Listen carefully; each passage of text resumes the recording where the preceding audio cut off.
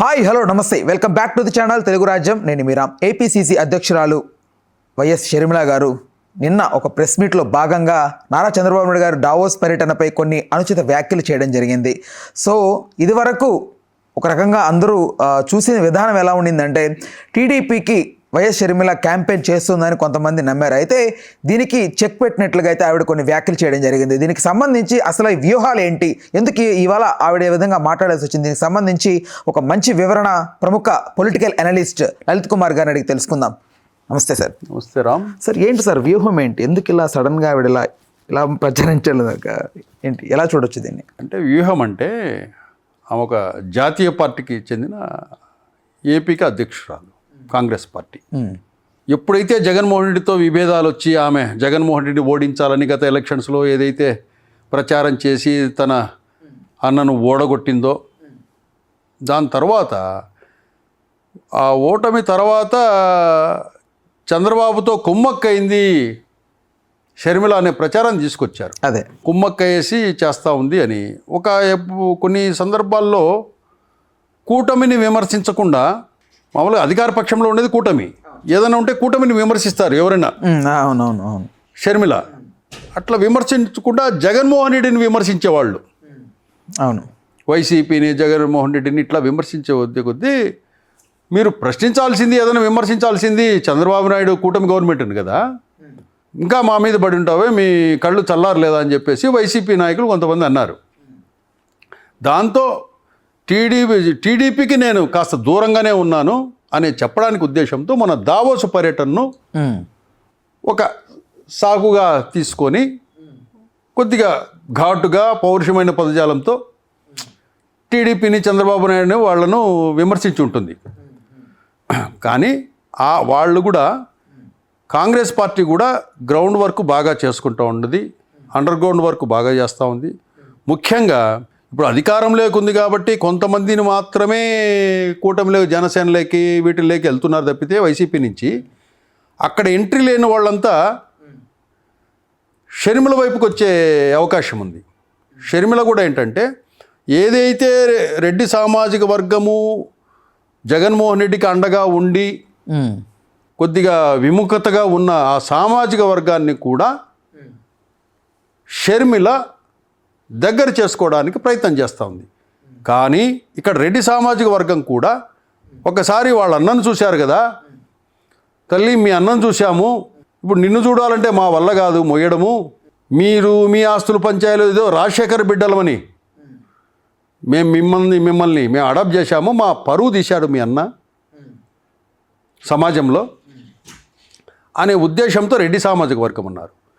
ఇదే జగన్మోహన్ రెడ్డి దూరాలోచన లేకుండా గత 5 ఏళ్ల పరిపాలనలో కమ్మ సామాజిక వర్గాన్ని టార్గెటెడ్గా వేధించాడు.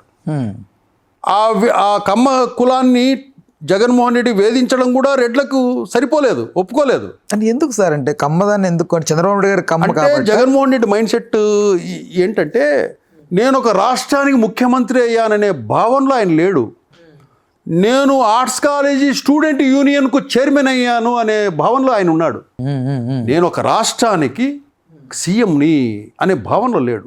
అంటే కాలేజీ గొడవల్లో, హాస్టల్ కాలేజీలలో చైర్మన్స్ ఓట్లేసి గెలుస్తారు, గెలిచి చైర్మన్ అవుతారు కదా, ఆ మైండ్ సెట్లోనే ఉన్నాడు ఆయన. వర్గీకరణతో జరిగే అల్లరులాగే ఆ విధంగా ఉండి నేను గెలిచిపోయాను, అయిపోయింది, ఈ స్టేట్ నాది, ఇంకా 30 ఏళ్ళు నేనే, మన దగ్గర డబ్బు ఉంది, పథకాలకు డబ్బు ఇస్తున్నా, ఓట్ బ్యాంక్ ఫిక్స్డ్ ఉంది, ఇంకా ఎవరితో నాకు అవసరం లేదు, 30 ఏళ్ళు నేనే అని చెప్పి డైరెక్ట్గా ప్రకటించాడు ఆయన. 30 ఏళ్ళు సీఎంగా పరిపాలించాలని ఉంది అని ప్రకటించేసిన తర్వాత, ఈ పరిణామాలు ఇవన్నీ చూసిన తర్వాత కమ్మ సామాజిక వర్గాన్ని టార్గెటెడ్గా వెంటాడి వేధించి ఎన్నో కేసులు పెట్టి కమ్మ కులస్తులకు సంబంధించిన అధికారులను, పోలీసు వాళ్ళను, వీళ్ళందరినీ కూడా ఖాళీగా పెట్టాడు. కొన్ని ప్రభుత్వ శాఖల్లో కీలకమైన పోస్టులు ఉన్న వాళ్ళని కూడా పక్కన పెట్టాడు. అట్లా కమ్మ సామాజిక వర్గాన్ని టార్గెట్ చేశారు. దాంతోపాటు కాపు సామాజిక వర్గాన్ని కూడా టార్గెట్ చేశారు. వాళ్ళని ఏం చేశారంటే, వాళ్ళ వ్యాపారాలు దెబ్బతీయటము, పోలీస్ స్టేషన్కి తీసుకెళ్ళటము, పోలీసు వాళ్ళతో దాడి చేయించటము, మెయిన్గా జనసేన వాళ్ళని. పవన్ కళ్యాణ్లో అంత ఆవేశం వచ్చి చేసిందంటే జగన్మోహన్ రెడ్డి ఎన్ని అరాచకాలు చేసింటారో ఆలోచించండి. అవి చెప్పుకోలే జనసేన వాళ్ళు. అంటే ఇప్పుడు ఈ షర్మిల గారు ఇలాంటి వ్యాఖ్యలు చేయడం ఓన్లీ అంటే కాంగ్రెస్ ఆ పార్టీని మెప్పొందించడానికా, లేకపోతే నిజంగానే టీడీపీలో ఆ తప్పిదాలు ఉన్నాయంటారా? షర్మిల గారు ఏదన్నా కూడా అధికార పక్షాన్ని ఎవరైనా విమర్శిస్తారు. దావోస్ వెళ్ళి ఉత్త చేతులతో తిరిగి వచ్చారు అంటారు. దావోస్ వెళ్ళినోడు ఏమన్నా డబ్బు సంచులు చుట్టుకెళ్తూ వస్తారా? డబ్బుతో ఎలా రావాలో అలా వస్తాయి అవి. అంటే వస్తాయి ఇవి. ప్రతి ఒక్క అది తెలియదు వీళ్ళకు. ఖాళీ చేతులతో వచ్చారని చెప్తారు. ఇట్లా కొన్ని వ్యాఖ్యలు చేస్తారు. ఎందుకంటే నేను టీడీపీకి దూరము, కూటమికి దూరము అని చెప్పుకోవాలి కదా. మీరు అభిప్రాయపడుతున్నట్టు కాదు అని తెలియజేయడమా ఇది? అంతే కదా. ఇప్పుడు వీళ్ళు ఏదైతే ప్రచారం చేస్తున్నారు వైసీపీ వాళ్ళు, టీడీపీ చంద్రబాబుతో కుమ్మక్కై చేస్తుంది, దీని వెనకాల షర్మిల హస్తం ఉంది అని ఇట్లా ప్రచారం చేస్తారు. దానికి లేదు నేను టీడీపీ కూటమికి దూరము అంటే కనుక ఏం చేయాలా? నేను కూటమి గవర్నమెంట్ను చంద్రబాబు నాయుడిని ప్రశ్నించో, లేకపోతే చంద్రబాబు నాయుడు మోసగాడో, మోసం చేశాడు ప్రజలను, పథకాలు ఇవ్వలేదనో ఏదో ఒకటి రాళ్ళు వేయాలి. రాళ్ళు వేసినప్పుడు ఏమవుతుందంటే నేను కూడా కూటమికి దూరమే, నేను ఒక పార్టీ అధ్యక్షురాలని అనే భావన కల్పించడానికి చెప్పింది. మామూలుగా అయితే దగ్గర ఏం లేదు ఆమె, వీళ్ళు అంటుంటారు. కాకపోతే పరిపాలనా పరంగా షర్మిల కానీ ఏదైనా ప్రభుత్వ పరంగా హెల్ప్ అడిగినా కూడా అది కూటమి ప్రభుత్వం చేయడానికి కూడా సిద్ధంగా ఉంది, చేస్తుంది కూడా. ఇప్పుడు పులివెందుల నియోజకవర్గం ఉంది, ఏదైనా ఇబ్బందులు ఉందంటే కన్సర్న్ మంత్రిని అడిగితే అన్న ఇట్లా వీళ్ళకి ఏదో ఇబ్బంది ఉందన్నా కూడా దాన్ని సాల్వ్ చేస్తారు. అంటే అంత శత్రుత్వం ఏమీ లేదు. అంటే యూజ్ అండ్ త్రో లాగా ఏమైనా చూస్తున్నారా సార్? అంటే షర్మిల గారు అంటే ఆవిడ అట్లా ఫీల్ అయిందా? అధికారంలోకి వచ్చిన తర్వాత నన్ను పట్టించుకోవట్లేదు. ఎందుకు పట్టించుకుంటారు? అంటే గతంలో వచ్చిన అందరూ ఎలా అనుకుంటున్నారంటే అదేదే ఆమె టార్గెట్ ఏంటి? చంద్రబాబు నాయుడిని గెలిపించాలని కాదు, వాళ్ళన్నను ఓడించాలి. అదే ఆమె. వాళ్ళన్నను ఓడిస్తే ఆటోమేటిక్గా ఎవరు గెలుస్తారు? చంద్రబాబు నాయుడు కదా గెలిచేది. ఆమె టార్గెట్ ఏంటి? వాళ్ళన్నను ఓడించమని పిలిపించింది, చంద్రబాబును గెలిపించమని కాదు కదా. ఎన్నికల ప్రచారంలో ఏం చెప్పింది ఆమె? మా అన్నను ఓడించండి అని, అంతే. ఆ లైన్లో వెళ్తుంది. ఆమెను ఎందుకు పట్టించుకోవాలి? ఆమెను చంద్రబాబును గెలిపించండి అని ప్రచారం చేస్తుంటే ఏమయ్యా చంద్రబాబు నిన్ను గెలిపించమని చెప్పి నేను ప్రచారం చేశాను కదా, ఈరోజు నన్ను పట్టించుకోవడం లేదే నువ్వు అని చెప్పి అడగచ్చు. ఆమె ఆ మాట అనలేదు కదా, వాళ్ళన్నను మాత్రమే ఓడించమనింది. కాబట్టి ఆమెను పట్టించుకోవాల్సిన అవసరం చంద్రబాబుకు లేదు, ఈమెకు వాళ్ళ అవసరం లేదు. సార్ ఇప్పుడు ఆవిడ చేసినటువంటి వ్యాఖ్యల పరంగా చూస్తే మనం అంటే ఓన్లీ టీడీపీని టార్గెట్ చేసిందని కూడా కాదు, అటు వైసీపీలో ఉన్నటువంటి ఎవరైతే గతంలో ఈ పొరపాట్లు చేశారో దీనికి సంబంధించి గతంలో ఆవిడ బాగానే మాట్లాడింది. బట్ టీడీపీకి ఇప్పుడు ప్రజెంట్ ఈవిడ ఇలాగ మాట్లాడడం వల్ల చాలామంది ఎలా భావిస్తున్నారంటే ఇంకా గతంలో అంటే ఫ్యూచర్లో రాబోతున్నటువంటి ఈ కాంగ్రెస్ పార్టీ తాలూకు అయితే ఇంక్రీజ్మెంట్ ఉంటుందో దాని పరంగా ఎక్కువ ప్రభావం ఉంటుందని భావిస్తున్నారు మామూలుగా. ఇక్కడ ఏంటంటే కాంగ్రెస్ పార్టీ యాక్టివ్గా వర్క్ చేసుకుంటూ పోతూ ఉంది. మనం కాంగ్రెస్ పార్టీని ఎందుకు పట్టించుకోవడం లేదంటే ఇక్కడ కూటమిలో 3 పార్టీలు ఉన్నాయి, ప్లస్ జగన్మోహన్ రెడ్డి పార్టీ ఉంది. ఈ రెండింటినే గమనిస్తూ ఉంటాం ప్రజలు సహజంగా. కాంగ్రెస్ పార్టీని మ్యాక్సిమం మర్చిపోయారు ఈ విభజన తర్వాత ఆంధ్రప్రదేశ్లో. ఇప్పుడు షర్మిల వచ్చిన తర్వాత కొంచెం యాక్టివేట్ అయింది, కమిటీలు కూడా వేస్తున్నారు, యాక్టివిటీస్ చేస్తున్నారు, ఈ గ్రౌండ్ లెవెల్లో చేసుకుంటూ ఉన్నారు.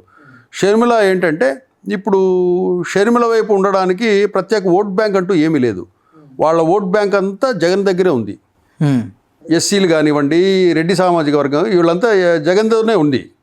వీళ్ళంతా కూడా మొన్న ఏం చేశారంటే ఈ జగన్మోహన్ రెడ్డిని చూసిన తర్వాత ఈ ఎస్సీలు ఈ రెడ్లంతా కూడా కూటమికేశారు. రాజశేఖర రెడ్డి గారు ఓట్ బ్యాంకింగ్ ఎవరి దగ్గర ఉందనుకోవచ్చు సార్? వీళ్ళిద్దరిలో జగన్ దగ్గరే ఉండింది. రాజశేఖర రెడ్డి ఓటు బ్యాంక్ జగన్ దగ్గరే ఉండింది. ఇప్పుడు వీళ్ళంతా ఇటు పక్క రావడానికి సిద్ధంగా లేరు కదా, ఎందుకంటే అక్కడ అధికార పక్షము మొన్నంతా రెడ్డి కమ్యూనిటీ అండ్ ఎస్సీలు వీళ్ళందరూ కూడా కూటమికే చేశారు. అది జగన్మోహన్ రెడ్డి నిర్వాహకం వల్ల. ఈ పొద్దు అదే వీళ్ళు రేపు రాజశేఖర బిడ్డలని రాలేకున్నారు కదా, రెడ్డి సామాజిక వర్గం కూడా రాలేకున్నారు కదా. ఒకవైపు ఏమో వాళ్ళన్న చూస్తే ఇట్లా, ఒకవైపు ఈమె చూస్తే వీళ్ళ ఆస్తులు పంచాయతీలు, ఒకవైపు చూస్తేనేమో వాళ్ళ చిన్నాయన్నే చంపేశారు, ఇప్పటి వరకు ఎవరు తెల్లా. ఇన్ని ఇష్యూస్ పెట్టుకున్న తర్వాత ఈ రెడ్డి కమ్యూనిటీ కూడా ఇదంతా మనకు అవసరమా? మనకేం కావాలా? మనం బిజినెస్లు చేసుకోవాలా, మిగతా సామాజిక వర్గాలతో సఖ్యతగా ఉండాలా. అటు తెలంగాణలో ఆవిడ చాలా రోజులు తిరిగింది, మళ్ళీ పార్టీ ఆవిర్భావం వచ్చేలాగా, మళ్ళీ జనరేట్ చేసేలాగా, బట్ అది అవ్వలేదు. బట్ మళ్ళీ ఆవిడ ఆంధ్రప్రదేశ్కి రావడం, మళ్ళీ అట్లా పెట్టడం, ఆ టైంలో ఇవి ఏమవుతుందంటే ఒక గ్యారంటీ ఈమె నిలబడుతుంది మనకు నాయకురాలుగానే నమ్మకం లేదు. ఇది రెడ్డి కమ్యూనిటీకి.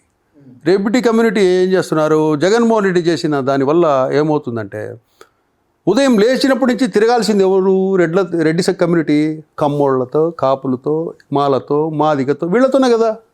సమాజంతో ముడిపడి ఉండేదంతా ఈ సామాజిక వర్గాలతోనే. ఉదయం లేచినప్పటి నుంచి వాళ్ళతోనే కదా ఉండేది. అవును అవును. ఈ జగన్మోహన్ రెడ్డి వ్యవహార శైలి వల్ల రెడ్డి కమ్యూనిటీ అనేది ఒంటరి అయిపోయింది సమాజంలో.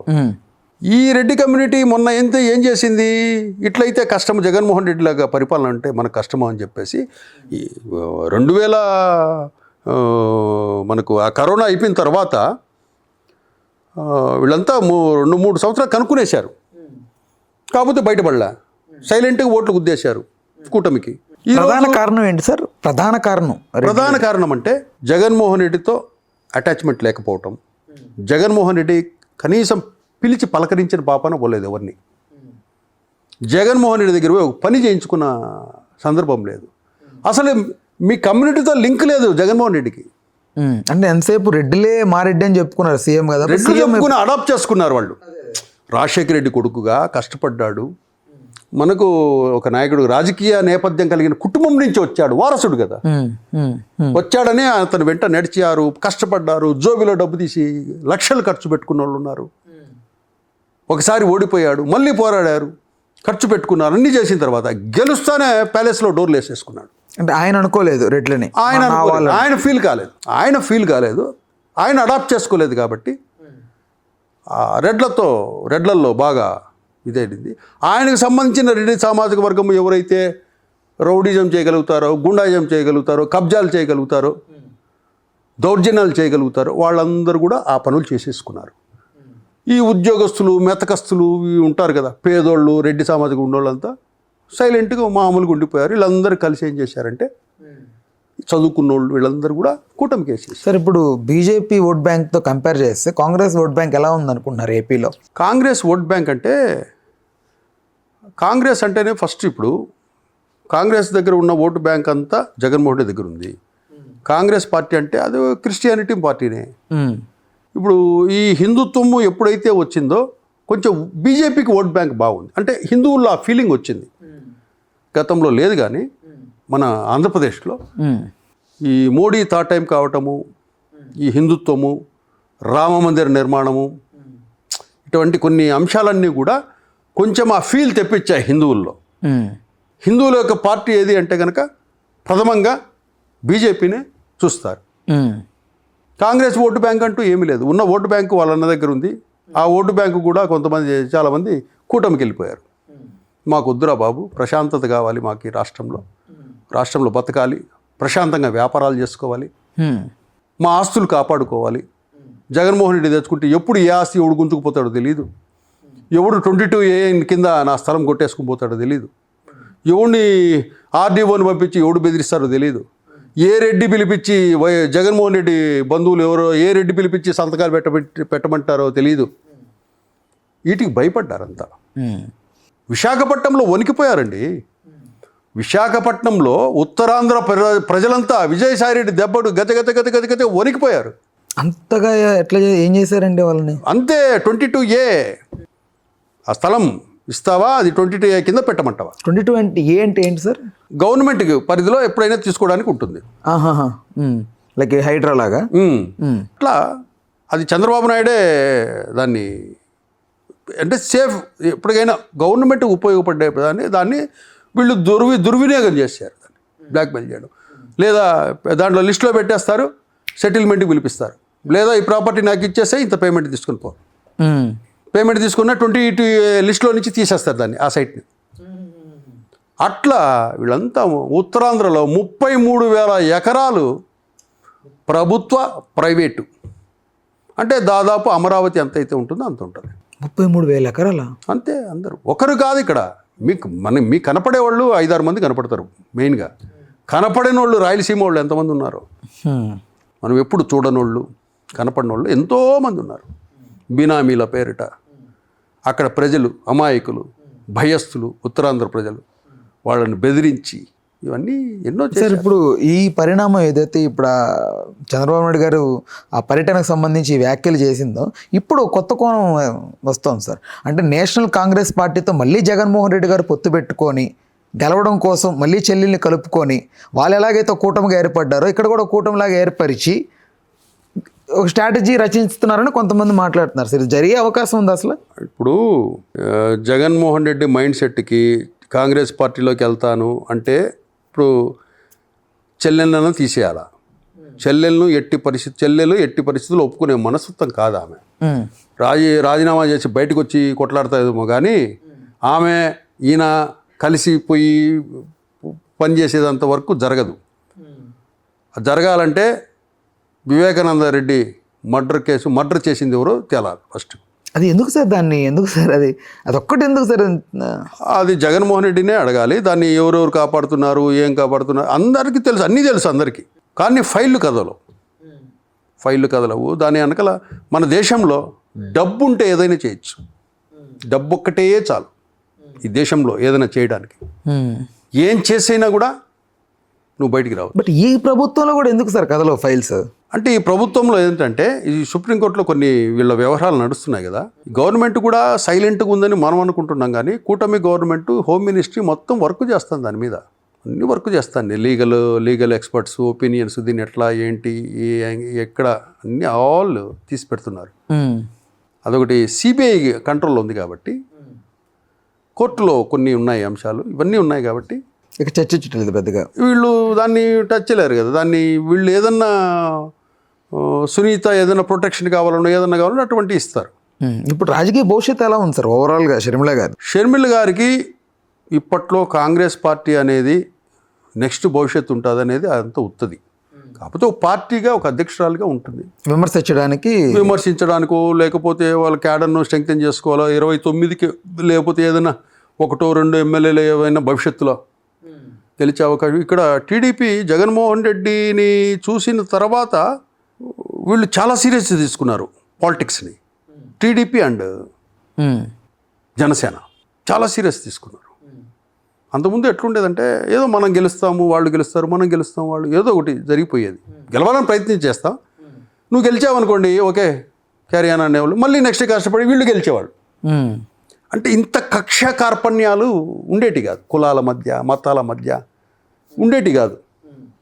ఈ జగన్మోహన్ రెడ్డి గవర్నమెంట్ వచ్చిన తర్వాతనే ఈ కులము అని కమరావతి అన్నారు. అమరావతిని ఆ రోజు అసెంబ్లీలో స్వాగతిస్తున్నాను అన్నాడు. మొన్న ఎలక్షన్స్లో నేను ఇక్కడే ఇండ్లు కట్టుకుంటున్నాను, రాజధానిలోనే ఉంటాను, నన్ను నమ్మి ఓట్లేయండి అన్నారు. వేశారు. వేస్తానే 3 రాజధానులు అన్నాడు. ఎట్లా నమ్ముతారు ప్రజలు? నమ్మకం కోల్పోయాడు. ఇప్పుడు రాజధానిలో ఉన్నా కూడా, నువ్వు రాజధాని ప్రాంతంలో ఉన్నా కూడా అర్హత లేదు. మామూలుగా నువ్వు రాజధాని వద్దనుకున్నావు కదా, ఇప్పుడు మళ్ళీ అక్కడికి పోయి రాజధానిలో ఎట్లా ఉండగలుగుతావు? ఆ చుట్టుపక్కల 28 గ్రామాల ప్రజలను, భూములు ఇచ్చిన రైతులను 2-3 ఏళ్ల పాటు హింసించారు. హింస పోలీసు వాళ్ళతో అర్ధరాత్రులు పోయి ఇండ్ల మీదికి పోయి అక్రమ కేసులు పెట్టి పిల్లోళ్ళను కొట్టి ఆడోళ్లను ముసిలి ముతక ఎవరిని వదిలిపెట్టలే. అంత హింసాకాండ చేశాడు. అసలు మీరు ఐరన్ ఫ్రేమ్స్ ఎందుకు వేసుకున్నాడు తెలుసా? ఇప్పుడు చెప్తా అసలు రహస్యం. చుట్టూ అంత ఎత్తు ఐరన్ ఫ్రేమ్స్ ఎందుకు వేసుకున్నాడంటే అన్ని కోట్లు పెట్టి ఏ క్షణానైనా ఎవరైతే బాధలు అనుభవించారో జగన్మోహన్ రెడ్డి వల్ల, చుట్టుపక్కల రాజధాని చుట్టుపక్కల భూములు ఇచ్చిన రైతులు, ఉద్యమం చేసే రైతులను ఎవరినైతే హింసించాడో వీళ్ళు ఏ సమయానైనా ఏ అర్ధరాత్రి అయినా వచ్చి ఇంటి మీద పడే అవకాశాలు ఉన్నాయి అనే ఉద్దేశంతో ఐరన్ ఫ్రేమ్స్ కట్టుకున్నాడు. పైకి ఎక్కకుండా ఎవరు. అందుకే బెంగళూరులో ఎక్కువ ఉంటాడు, ఇక్కడ ఉండడు. భయం. మనం చేసిన తప్పులకు ఎవరికైనా కడుపు మండింది అనుకోండి, అంత హింసించారు అమరావతి రైతుల్ని. సార్ ఇప్పుడు షర్మిల గారు మాట్లాడినటువంటి ఏదైతే వ్యాఖ్యలు ఉన్నాయో ఈ వ్యాఖ్యలని ఎక్కడక్కడ సోషల్ మీడియా హైలైట్ చేయలేదు. గతంలో జగన్మోహన్ రెడ్డి గారికి సంబంధించి ఈవిడ ఏ చిన్న వ్యాఖ్య మాట్లాడినా సొంత చెల్లె ఎలా విమర్శిస్తోంది చూడండి అంటూ మీడియా ఎక్కువ రీతిలో బాగా ప్రచారం చేసింది. బట్ ఇప్పుడు ఈవిడ మాట్లాడింది ఈ కూటమికి సంబంధించి ఏమి సమయం కాబట్టి ఎన్నికల సమయంలో పార్టీలు ఈ వ్యాఖ్యల్ని బాగా ఉపయోగించుకుంటాయి. ఇప్పుడేమి ఎలక్షన్స్ లేవు కదా, ఎన్నికల సమయంలో వాళ్ళ చెల్లెలు అనేది చూడు జగన్మోహన్ రెడ్డి చెల్లెలు ఏమని చూడు అని చెప్పి ఆ ట్వీట్ తీసేసుకొని స్క్రీన్ షాట్లు తీసి దాన్ని సోషల్ మీడియాలో టీడీపీ ప్రచారం చేస్తుంది, జనసేన చేస్తుంది. చెల్లెలే కాదనింది అటువంటి వాడిని మీరు ఎట్లా లీడర్గా నాయకుడిగా ఓట్లు వేస్తారు, ఎట్లా వేస్తారు మీరు అని చెప్పి ఇట్లా ప్రచారం చేస్తుంది. ఆ షర్మిల గారి మాటలు గతంలో కూడా పట్టించుకున్నారు జనం బాగానే, బట్ ఇప్పుడు మాత్రం పెద్దగా ఏం పట్టించుకోవడం లేదు సార్. ఆవిడ మాటలకు వాల్యూ. షర్మిలతో పని లేదు, ప్రభుత్వంతో పని ఉంటుంది. షర్మిలతో ఏం పని ఉంటుంది చెప్పండి?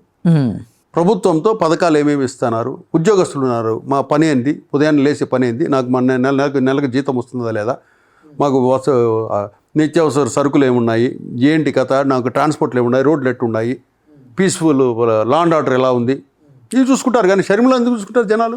అంటే గతంలో ఆవిడ మాటల్ని బాగా తలకెక్కించుకున్న ప్రజలు ఇప్పుడు ఆవిడ మాటల్ని పట్టించుకోవట్లేదంటే ఇప్పుడు ఆవిడ మాటలు అసలు వాల్యూ లేకుండా పోయాయి కదా సార్. మామూలుగా వాల్యూ అనేది వాల్యూ వాళ్ళ మాటలను బట్టి వీటిని ఆ సందర్భాన్ని బట్టి ఇస్తారు. ఆ రోజు ఎన్నికల సమయంలో ఆ ఇష్యూ ఎప్పుడైతే తన అన్న ఆస్తి ఇవ్వననేసి చేశాడో, రోడ్డు మీదకి వచ్చి నాకు ఆస్తి ఇవ్వలేదు మా అన్న అన్నాడు. ఆ సందర్భంలో కొద్ది రోజులు ఆమె మాట్లాడిన రాజశేఖర రెడ్డి బిడ్డల మధ్య జరిగిన ఈ వాగ్వాదము ఇవన్నీ చూసిన తర్వాత ఆస్తుల పంచాయతీని కొద్ది రోజులు చూశారు, తర్వాత మామూలు అయిపోయారు.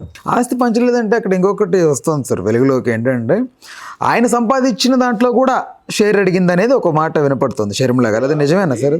దాంట్లోకి లోతులకు వెళ్ళాలంటే 2004కు ముందు జగన్మోహన్ రెడ్డి గారి ఆస్తి ఎంత, రాజశేఖర రెడ్డి గారు సీఎం కాకముందు ఆ income tax returns, Rajasekhara Reddy గారు సీఎం అయిన తర్వాత మిగతా ఆస్తులు ఎలా వచ్చాయి, ఇవన్నీ మనం ఒకసారి దాన్ని చేస్తే పూర్వపరాలు తెలిసిపోద్ది ఓపెన్గా. ఎట్లా వస్తాయి డబ్బు? మీకు రాలేదే, నాకు రాలేదే, జగన్మోహన్ రెడ్డికి ఎట్లా వచ్చింది? నీ మీద ఎందుకు కేసులు లేవు? జగన్మోహన్ మీద ఎందుకు అన్ని కేసులు ఉన్నాయి? ఈడీ కేసులు ఇవన్నీ ఇది ఎందుకున్నాయి? సిబిఐ కేసులు, అక్రమాస్తుల కేసులు ఇవన్నీ ఎట్లా వచ్చాయి? రాజశేఖర్ రెడ్డి గారు సీఎం కాక ముందు ఎందుకు లేవు, అయిన తర్వాత ఎట్లా వచ్చాయి చెప్పాలి. ఇప్పుడు షర్మిల గారు కూడా అప్పుడు లేని ఆస్తులు ఇప్పుడు ఎట్లా వచ్చాయి, ఈ ఆస్తిలో నీకెందుకు వాటా? అదే అక్రమ సంపాదననే కదా. అక్రమ సంపాదన నీ వాటా ఎట్లా వస్తుంది?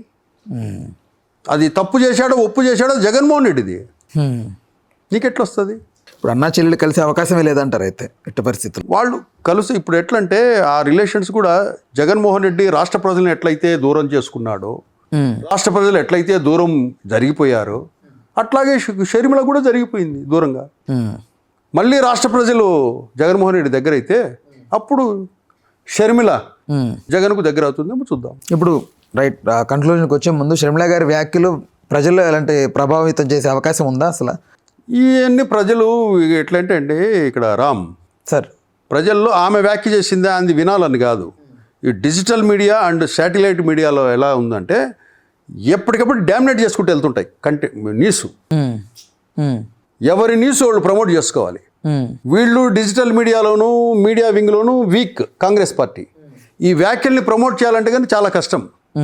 టీడీపీలకు వీటికి పెద్ద మీడియా వింగ్స్ ఉన్నాయి కాబట్టి జనసేనలకు వాళ్ళు ఏదైనా చెప్పదలుచుకునేది ప్రజల్లోకి తీసుకెళ్లాల్సినవి అన్ని స్పీడ్గా తీసుకెళ్తాయి. షర్మిల తీసుకెళ్ళలేదు. అవి ఎప్పుడైతే స్పీడ్గా వెళ్తాయో ప్రజల దగ్గరికి వాటి మీద చర్చిస్తారు. ఆ స్పీడ్ షర్మిల దగ్గర కాంగ్రెస్ పార్టీ దగ్గర లేదు. దాంతో ప్రజలు దాని మీద డిస్కస్ చేయరు. టీడీపీ వాళ్ళకి ఆ టైంలో ఉపయోగపడుతోంది కాబట్టి పడింది, అందుకని వాళ్ళు ముందుకు దోషినారు, వాడుకున్నారు అంతే. ఎవరైనా శత్రువు వాడుకుంటాడు.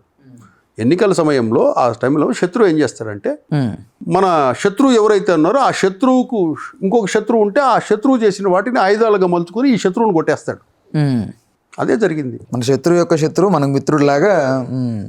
రైట్, అయితే జరిగింది. Right sir, thank you sir, thank you so much ఈ విషయానికి సంబంధించి లోతుగా విశ్లేషించినందుకు. Thank you. Please do subscribe to Telugu Rajyam channel. Please do subscribe to Telugu Rajyam channel.